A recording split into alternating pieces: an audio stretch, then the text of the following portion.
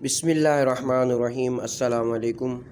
یہ کتاب آپ کے لیے کاشانۂ بصیرت کی جانب سے ریکارڈ کی جا رہی ہے۔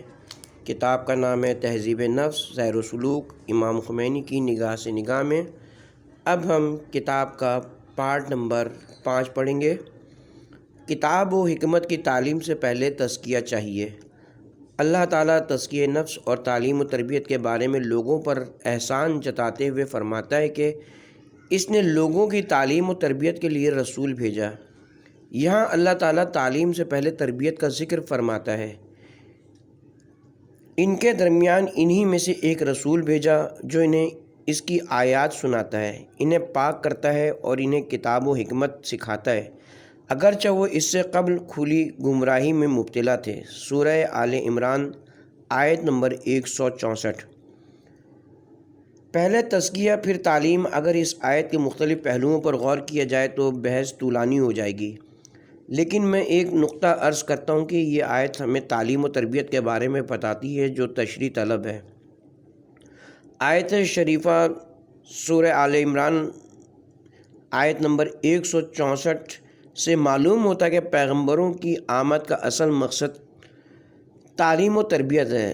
رسول آیات کی تلاوت کرے۔ آیات سے مراد وہ علوم ہیں جن سے ہر چیز کی طرف بطور آیت نشانی نظر کی جائے۔ رسول آیات پڑھ کر لوگوں کو سناتا ہے، انہیں پاک کرتا ہے، ان کا تزکیہ کرتا ہے، نفوس کی تطہیر کرتا ہے اور تطہیر کے بعد انہیں کتاب و حکمت کی تعلیم دیتا ہے۔ تعلیم سے پہلے تربیت کی ضرورت ہے، اگر پہلے نہ ہو تو کم از کم دونوں کو ساتھ ہونا چاہیے۔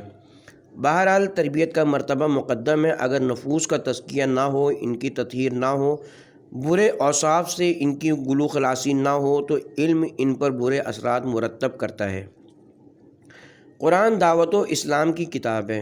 قرآن اللہ کی وہ زندہ کتاب ہے اور اس کا اصلی ہدف لوگوں کا تزکیہ ہے۔ بلکہ یہ بھی کہا جا سکتا ہے کہ قرآن کا مقصد ہی یہی ہے کہ کیونکہ بشریت کو سب سے زیادہ اسی چیز کی ضرورت ہے۔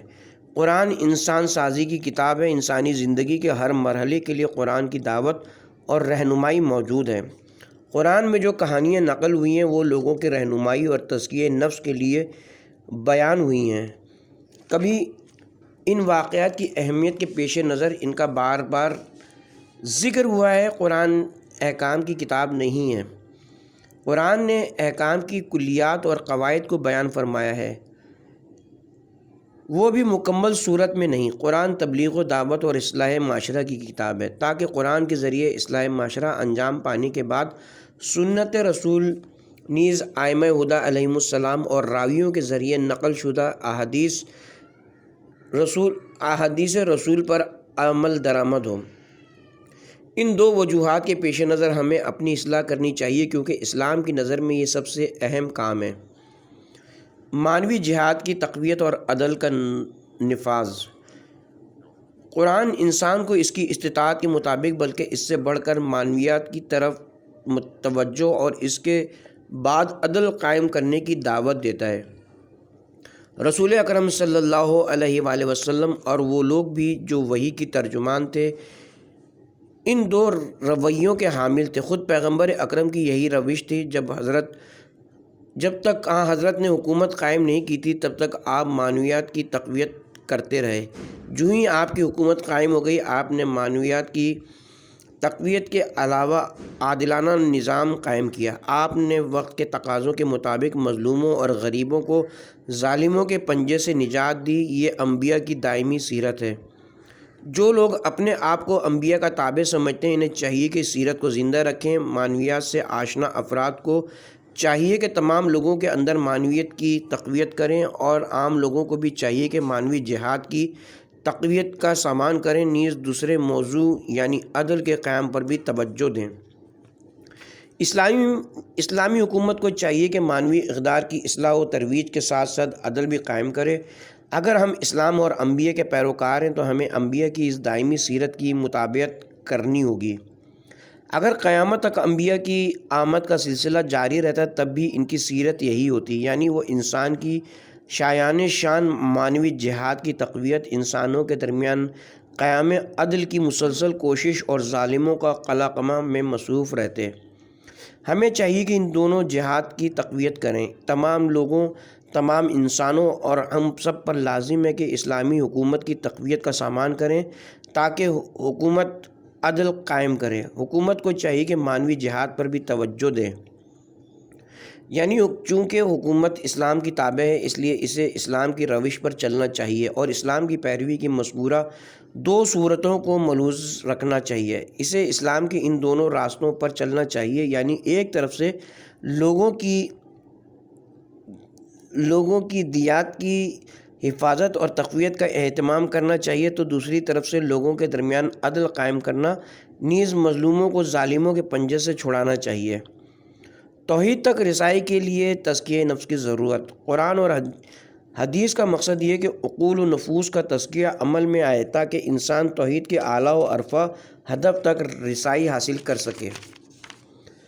اسلام اور انسان کی تعمیر۔ بنیادی طور پر اسلام تعمیر انسانیت کے لیے آیا ہے۔ اسلام کا مقصد انسان سازی ہے۔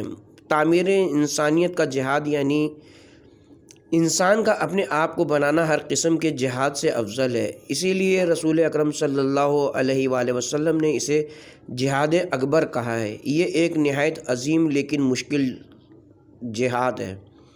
ہر قسم کی اچھائیوں کا دار و مدار اسی جہاد پر ہے۔ یہ سب سے بڑا جہاد ہے۔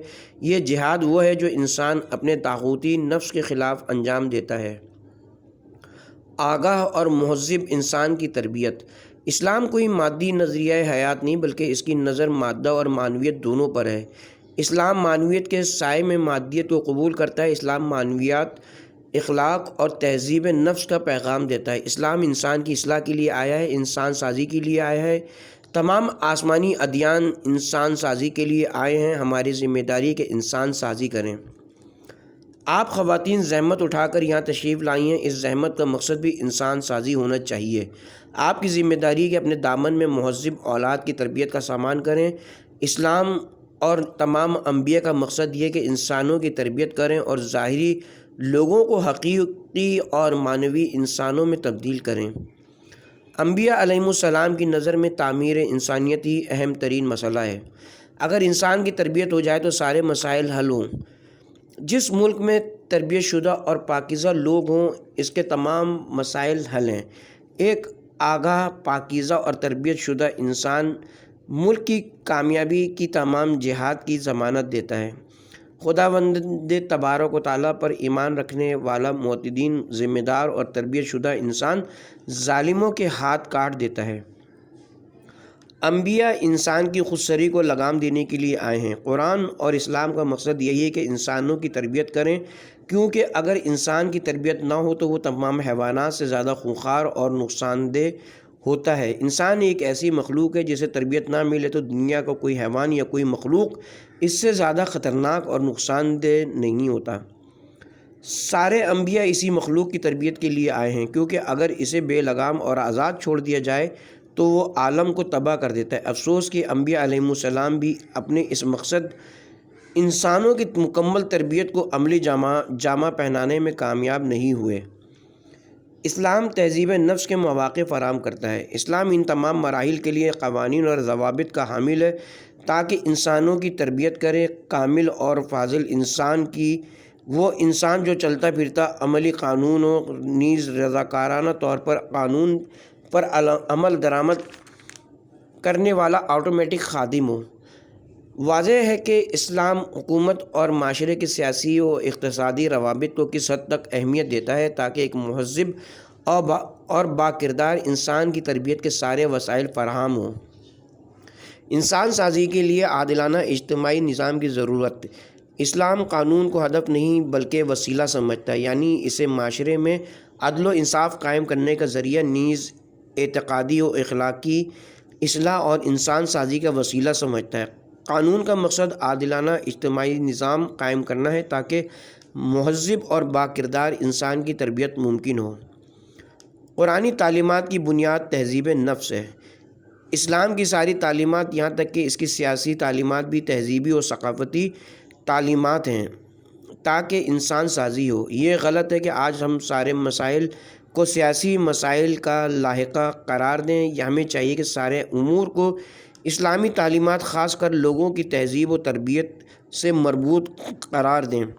آپ ملاحظہ فرماتے ہیں کہ اس بارے میں قرآن کا انداز بیان دیگر تمام موضوعات کے مقابلے میں زیادہ تاکید کا حامل ہے۔ اللہ تعالیٰ کئی آیات میں مسلسل قسم کھانے کے بعد فرماتا ہے کہ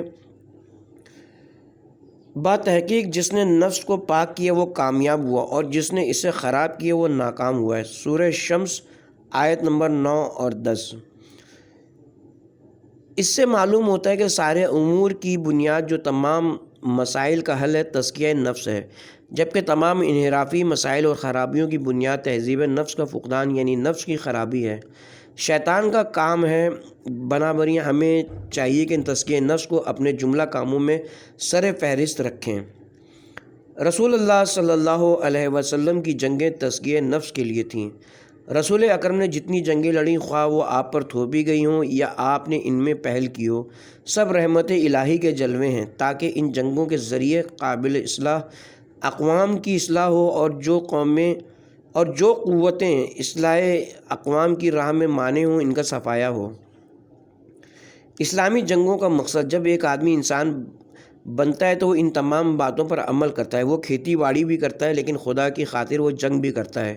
کافروں اور ستمگروں کے مقابلے میں جتنی بھی جنگیں ہوئی ہیں وہ اہل توحید اور دعا پڑھنے والوں نے لڑی ہیں، جن لوگوں نے رسول خدا صلی اللہ علیہ وآلہ وسلم اور امیر المومنین علی علیہ السلام کی رقاب میں جنگیں لڑی ہیں۔ وہ زیادہ تر اسی قسم کے لوگ تھے جو زیادہ عبادت کیا کرتے تھے۔ خود امیر المومنین شدید جنگ کے دوران کھڑے ہو کر نماز پڑھ رہے تھے۔ ادھر جنگ ہو رہی تھی لیکن آپ مصروف نماز تھے۔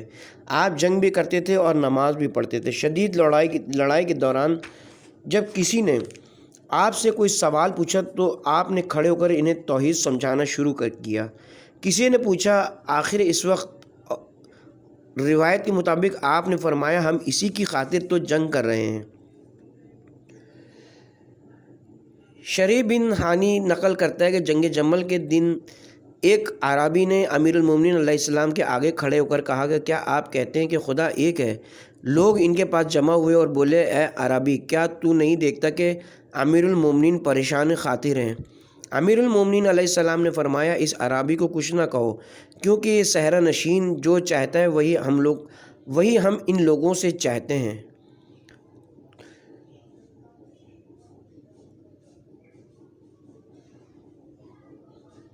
ہماری جنگ دنیا کی خاطر نہیں، ہم معاویہ سے اس لیے جنگ نہیں کر رہے ہیں کہ شام پر قبضہ کریں۔ پیغمبر اکرم صلی اللہ علیہ وآلہ وسلم اور امیر المومنین علیہ السلام شام اور عراق کے دلدادہ نہیں تھے۔ وہ تو چاہتے تھے کہ ان لوگوں کو انسان بنائیں۔ وہ چاہتے تھے کہ لوگوں کی جانوں کی مستکبرین کے ہاتھوں سے رہائی دلائیں۔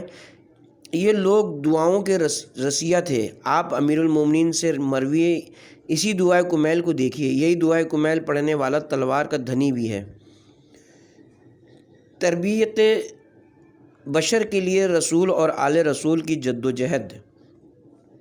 رسول اکرم صلی اللہ علیہ وآلہ وسلم اور آپ کے اہل بیت کرام نے اپنی پوری زندگی احکام الہی، اخلاق حمیدہ اور عقائد حقہ کی ترویج میں گزار دی۔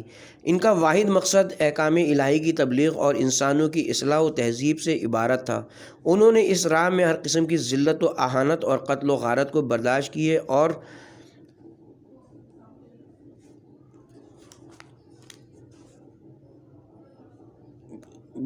کیے۔ تیسری فصل، علم اور تزکیہ نفس۔ علم اور تزکیہ نفس کا رابطہ۔ تزکیہ نفس تعلیم پر مقدم ہے۔ تربیت کی اہمیت تعلیم سے زیادہ ہے۔ مذکورہ آیت شریفہ میں پہلے قرآن کی آیت کی تلاوت کا ذکر آتا ہے، یعنی تعلیم و تربیت سے مربوط تعلیمات پہنچانے کا ذکر ہوتا ہے۔ پھر فرماتا ہے اس سے یہ نتیجہ اخذ کرنا ممکن ہے کہ تزکیہ نفس کی اہمیت کتاب و حکمت کی تعلیم سے زیادہ ہے۔ تزکیہ نفس تمہید ہے کیونکہ اس کے طفیل انسان کے باطن میں کتاب و حکمت کا اثر ظاہر ہوتا ہے۔ اگر انسان کا تزکیہ نفس ہو جائے اور انبیاء علیہم السلام کے بتائے ہوئے طریقے سے اس کی تربیت عمل میں آئے تو اس تزکیے کے بعد انسان کے باطن میں کتاب و حکمت اپنی حقیقی شکل میں جلوہ گر ہوتی ہے اور انسان اپنے مطلوبہ کمال تک رسائی حاصل کرتا ہے۔ اسی لیے ایک اور آیت کے بعد فرماتا ہے جن لوگوں کو توریت کا علم دیا گیا پھر انہوں نے اس پر عمل نہیں کیا، ان کی مثال گدھے کی سی ہے جس پر کتابیں لادی گئی ہوں۔ اللہ کی نشانیوں کو جھٹلانے والوں کی مثال بہت بری ہے، بے شک اللہ ظالموں کو ہدایت نہیں دیتا۔ سورہ جمعہ آیت نمبر 5۔ فرمانے کا مقصد یہ ہے کہ خالی علم فائدہ نہیں دیتا، وہ علم جو تربیت تزکیے سے عاری ہو فائدہ مند نہیں ہے۔ جس طرح کسی گدھے کی پشت پر کتابوں کا بوجھ لادا جائے، گدھے کی پشت پر موجود یہ کتابیں عقیدہ توحید پر مشتمل ہوں یا علم فقہ پر یا انسان شناسی پر، بہرحال وہ اس گدھے کو کوئی فائدہ نہیں دے سکتی۔ اسی طرح جن لوگوں کے سینے میں تمام علوم کا خزانہ پوشیدہ ہو، ہر صنعت کا علم موجود ہو اور انہیں ہر علم میں تخصیص حاصل ہو، لیکن وہ تربیت اور تزکیہ نفس سے عاری ہوں، تو ان کا علم نہ صرف یہ کہ ان کے لیے فائدہ بخش نہیں بلکہ بسا اوقات نقصان دہ ثابت ہوتا ہے۔ بسا اوقات جس شخص کا علم بشریت کو تباہی سے دوچار کر دیتا ہے، جو ہر علم کا حامل تو ہوتا ہے لیکن تزکیہ نفس اور اسلامی تربیت سے عاری ہوتا ہے۔ بہت سے علماء اور دانشور انسانیت کے لیے تباہی کا تحفہ لے کے آتے ہیں، یہ لوگ جاہلوں سے بھی بدتر ہیں۔ اسی طرح بہت سے ارباب تخصیص اور ماہرین انسانوں کے لیے ہلاکت و تباہی کا موجب بنتے ہیں، یہ ماہرین عام لوگوں سے بدتر اور نقصان دہ ہیں۔ اسی لیے قرآن نے فرمایا کمثل الحمار، اس سے بھی بدتر یہ کہ وہ دوسروں کے لیے نقصان دہ ہوتے ہیں۔ آپ لوگوں نے استادوں کی تربیت کا بیڑا اٹھایا ہے۔ جو شخص استادوں کی تربیت علم التعلیم کا بیڑا اٹھاتا ہے، اسے سب سے پہلے یہ جاننا چاہیے کہ ایک مقدس پیشہ ہے جو خدا کو پسند ہے۔ ثانیاً تزکیہ اور تربیت کو تعلیم پر تقدم حاصل ہے۔ اگر ہمارے اسکولوں، یونیورسٹیوں اور تمام تعلیمی اداروں میں، خواہ وہ اسلامی علوم کے ادارے ہوں یا دیگر علوم کے، تربیت اور تزکیہ نفس کا اہتمام ہو تو یہ ادارے بہت بڑی خدمت سر انجام دے سکتے ہیں اور بشریت کو کامیابیوں سے ہمکنار کر سکتے ہیں۔ انسان کی تمام کامیابیاں علم، ایمان اور تزکیہ نفس کی مرہون منت ہیں۔ بے شک انسان خسارے میں ہے۔ سورہ عصر آیت نمبر 2۔ یہ حیوان تھے جسے انسان کہا جاتا ہے، بنیادی طور پر یہ نقصان اور خسارے میں ہے، سوائے ایک گروہ کے جو اللہ تبارک و تعالیٰ اور اس کے فرامین پر ایمان لاتے ہیں اور نیک اعمال بجا لاتے ہیں۔ اس کے نتیجے میں وہ حق اور صبر کی تلقین کرتے ہیں۔ وَتَوَاصَوْا بِالْحَقِّ، جو لوگ استثناء الا الذین آمنوا میں شامل نہ ہوں وہ لفی خسر یعنی خسارے میں ہیں، نقصان میں۔ کوشش کیجیے کہ تعلیم و تربیت سے پہلے تزکیہ اور تربیت حاصل کریں۔ کوشش کیجیے کہ سبق پڑھنے اور سکھانے کے ساتھ تربیت کا بھی اہتمام ہو، کیونکہ تربیت کا رتبہ تعلیم، آیات کی تلاوت اور کتاب و حکمت سکھانے سے بڑھ کر ہے۔ آپ استادوں کی تربیت کریں، یعنی ایسے اساتذہ کی تربیت کریں جو ایک طرف سے دنیا و آخرت میں انسانوں کے لیے ضروری تمام علوم سے لیس ہوں اور دوسری طرف سے تربیت شدہ ہوں اور تزکیہ شدہ ہوں، جو اول الذکر سے زیادہ اہم ہے۔ اگر ایسا نہ ہو تو وہ تعلیم و تربیت جو آپ دے رہے ہیں، جو تزکیہ و اصلاح باطن سے آ رہی ہے، وہ انسانیت کے لیے نقصان دہ نہ ہوتا، فائدہ مند بھی نہیں ہے بلکہ ضرر رساں ہے۔ اس کرۂ زمین پر انسانیت کو جن نقصانات کا سامنا ہے اور جس خسارے کا سامنا ہے، اس کی وجہ یہی دانشور اور ارباب علم و دانش ہیں، جو علمی مہارت اور تخصیص تو رکھتے ہیں لیکن تربیت اور تزکیے سے آ رہی ہیں۔ اگر ہمارے تزکیہ ہو چکا ہوتا، ہماری اسلامی تربیت ہو چکی ہوتی، خدا ہمارا ولی ہوتا اور طاغوت ہمارا سرپرست نہ ہوتا، تو ہمارے ملک کے اطراف و اکناف اور پوری دنیا کے گوشہ و کنار میں جو نقائص نظر آتے ہیں وہ نہ ہوتے اور یہ اختلافات نہ ہوتے۔ حق و باطل کے اختلاف کے سوا سارے اختلافات کی وجہ یہ کہ ہم لوگ تربیت شدہ اور تزکیہ شدہ نہیں ہیں۔ ہمارا سب سے بڑا دشمن ہم خود ہیں۔ تمہارا سب سے بڑا دشمن وہ نفس امارہ ہے جو تمہارے اپنے اندر موجود ہے۔ انسان کا بڑا دشمن خود انسان ہے۔ تربیت اور تزکیے سے آری انسانیت کو تباہ کر دیتا ہے اور ظلمتوں میں پھینک دیتا ہے، جس کا نتیجہ بڑی ظلمت یعنی جہنم میں۔ اگر ہم اپنی تربیت کریں تو ہماری تمام مشکلات کا خاتمہ ہوگا۔ ہم سارے مسائل کی وجہ ہماری تربیت کا فقدان ہے، یعنی خدائی اور اسلامی تعلیمات کے مطابق ہماری تربیت کا فقدان ہے۔ در حقیقت یہ سب کشمکش جو آپ دیکھ رہے ہیں، ہماری ملت کے خلاف جو گڑبڑی آپ دیکھ رہے ہیں، ان سب کی وجہ تربیت اور تزکیہ نفس کا فقدان ہے۔ یہ اس بات کی دلیل ہے کہ یہاں جہالت کا دورہ ہے، یا اس علم کا جو انسان کے لیے جہل سے بھی زیادہ خطرناک ہے۔ اللہ تعالیٰ نے انبیاء علیہ السلام کے ذریعے علم کا معیار بیان فرمایا ہے۔ حقیقت یہ ہے کہ العلم النور، یعنی علم ایک نور ہے جسے اللہ لوگوں کے دلوں میں ڈال دیتا ہے۔ اگر یہ علم انسان کو منور کرے تو یہ علم ہے، لیکن اگر حجاب بن جائے انسان کے لیے تو یہ علم نہیں ہے بلکہ پردہ ہے۔ علم سب سے بڑا حجاب ہے۔ آپ جو تربیت پانے اور ٹیچروں کو تربیت دینے کے خواہاں ہیں، جان لیں کہ ہر قسم کی تعلیم دینے اور سکھانے سے پہلے تربیت ضروری ہے۔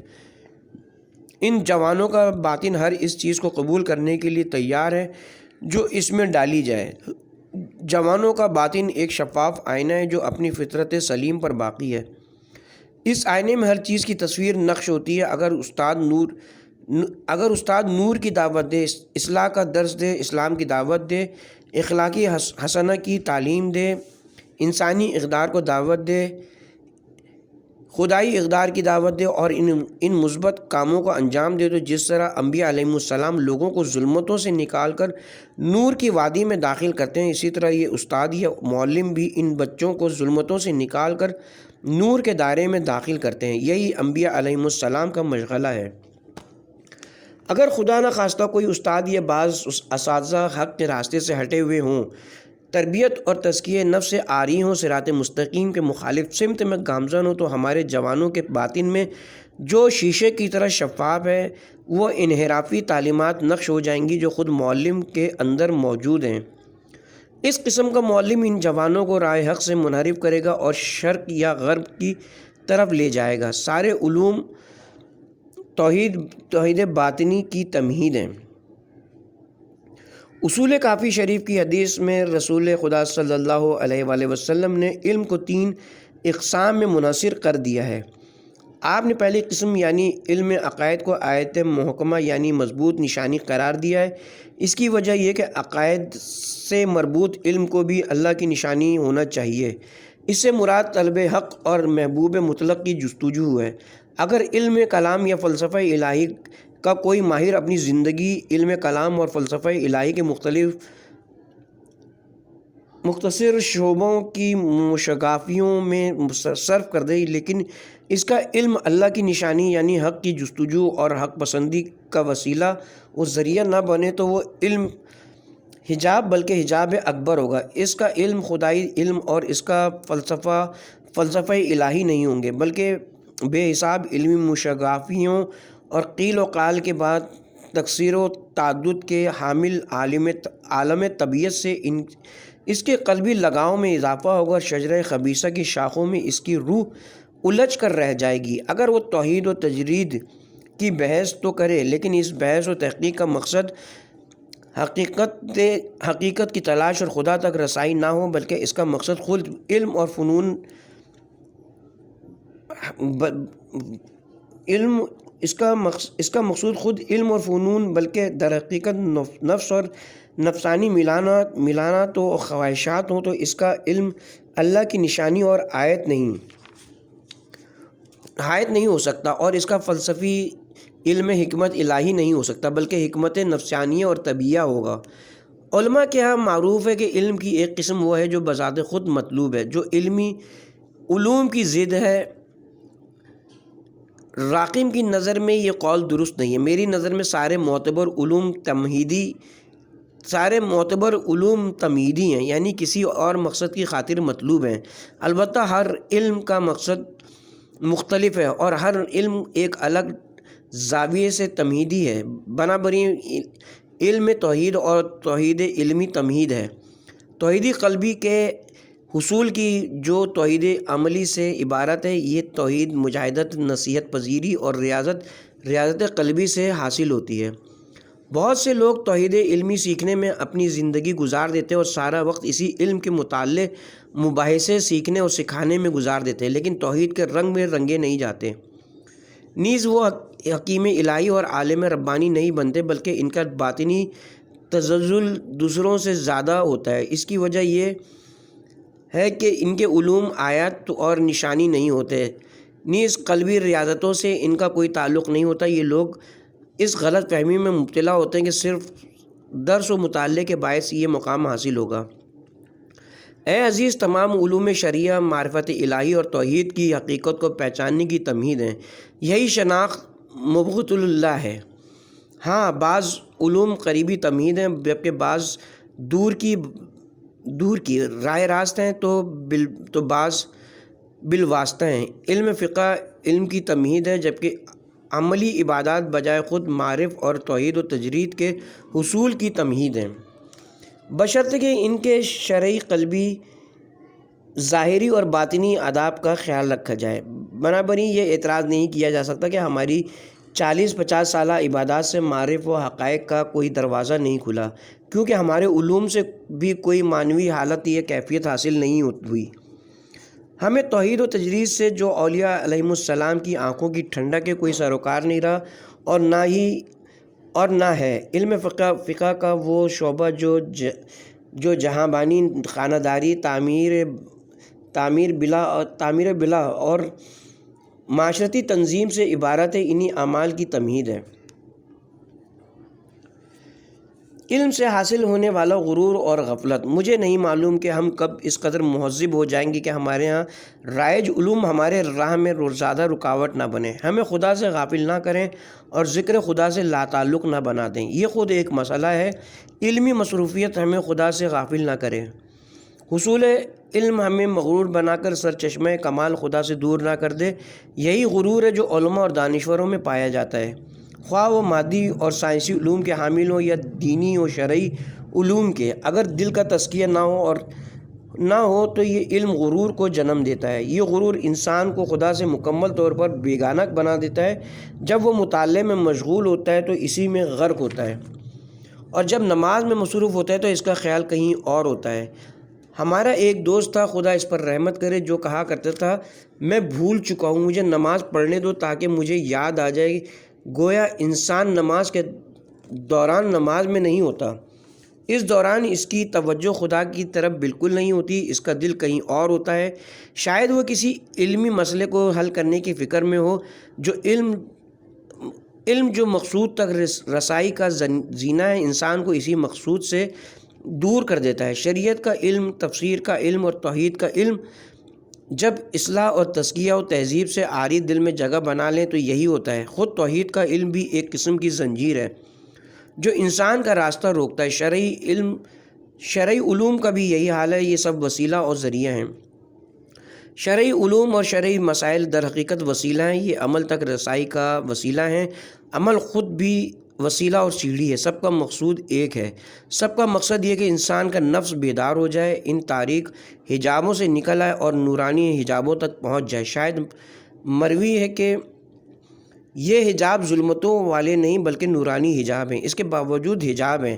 ابھی ہم تاریک حجابوں سے نہیں نکلے، ہم حجابوں کے اندر غلطہ ہیں اور معلوم نہیں کہ انجام کیا ہوگا۔ علم نے ہمارے اندر صرف برے اثرات چھوڑے ہیں۔ شرعی علوم اور عقلی علوم کو یہ بیچارے لوگ ذہنی علوم کا نام دیتے ہیں۔ یہ علوم جنہیں یہ محجوب لوگ ذہنیات کا نام دیتے ہیں، سچ مچ ذہنیات ہیں، یعنی حقیقت نہیں۔ یہ مقصد تک رسائی کے ذرائع ہیں، لیکن یہ سب ہمیں مقصد سے باز رکھتے ہیں۔ بس یہ علم نہیں، حجاب ہیں، ظلمت ہیں، تاریک پردے ہیں۔ ہر علم جو انسان کو اس مقصد سے باز رکھے جس کے لیے انبیاء علیہم السلام آئے تھے، وہ حجاب ہے۔ انبیاء اس لیے آئے تاکہ لوگوں کو اس دنیا سے اور ان ظلمتوں سے نکالیں اور نور کے سرچشمے تک پہنچائیں۔ انوار کے نہیں بلکہ نور یعنی نور مطلق کے سرچشمے تک پہنچائیں۔ انبیاء چاہتے ہیں کہ انسان کو نور مطلق کے اندر فانی کر دیں اور اس قطرے کو اس سمندر میں فانی کر دیں، البتہ مثال نارسا ہے۔ تزکیہ کے باعث علم تعویل تک رسائی۔ تعویل کا علم اللہ کا ایک لطف ہے۔ یہ علم عملی مجاہدت اور عقلی ریاضت کے ساتھ عملی جدوجہد، نفس کی تطہیر، تزکیہ قلب اور تصفیہ روح کے ذریعے حاصل ہوتا ہے۔ چنانچہ ارشاد باری تعالیٰ ہے، اس کی تعویل کو اللہ اور راسخون فی العلم کے علاوہ کوئی نہیں جانتا۔ سورہ آل عمران آیت نمبر 7۔ نیز فرماتا ہے اے صرف پاک و پاکیزہ لوگ ہی اسے چھو سکتے، اسے صرف پاک و پاکیزہ لوگ ہی چھو سکتے ہیں۔ سورہ واقعہ آیت نمبر 79۔ اگرچہ راسخون فی العلم اور ہر لحاظ سے مطہر کامل صرف انبیاء اور معصوم اولیاء ہیں، اس لیے مکمل تعویل علم صرف ان کا خاصہ ہے، لیکن امت کے علماء کو بھی اصول علم و طہارت میں ان کی جد و جہد کے حساب سے علم تعویل سے وافر حصہ نصیب ہوتا ہے۔ اسی لیے ابن عباس سے مروی ہے، میں راسخون فی العلم میں شامل ہوں۔